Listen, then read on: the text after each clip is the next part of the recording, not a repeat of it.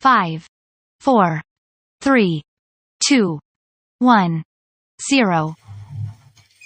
Start. According to the learned counsel, the appellant, having completed 3 months of continuous service as a substitute teacher, is entitled to reckon his date of appointment as 4/3/1990, since he now stands duly absorbed by the order of 2/1/1998.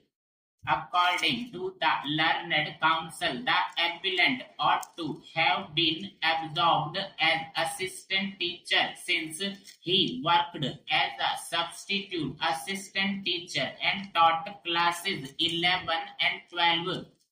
Her further alternative case is if he has to be only considered as absorbed under the category of primary teacher, then he should be entitled to the benefit under the master circular and should be entitled to reckon his service under clause 6 of the said circular.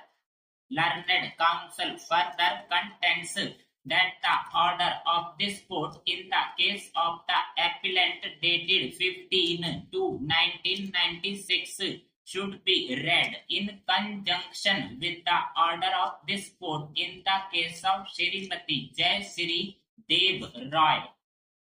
Learned counsel lays particular emphasis on the fact that the tribunal in the appellant's case in OA number 209 of 1990 had wholly relied on the order.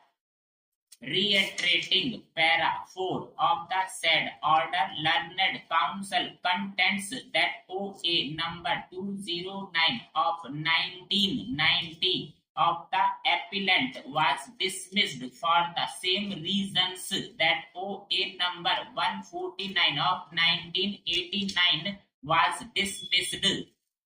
Learned counsel further emphasizes the fact that in CA number 9000 of 1995 by order, this court in the case of Shrimati Jayashree Dev Roy had specifically recorded that the judgment of the tribunal in OA number 149 bracket G of 1989 was set aside. Parachin.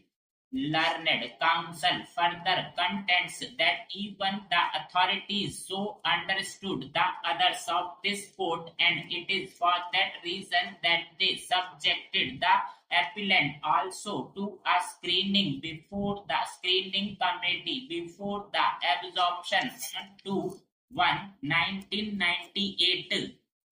Learned counsel contends that having done so, there was no plausible reason to discriminate the case of the appellant when it came to the grant of relief regarding continuity of service on the ground that this court had not made any specific order regarding continuity of service.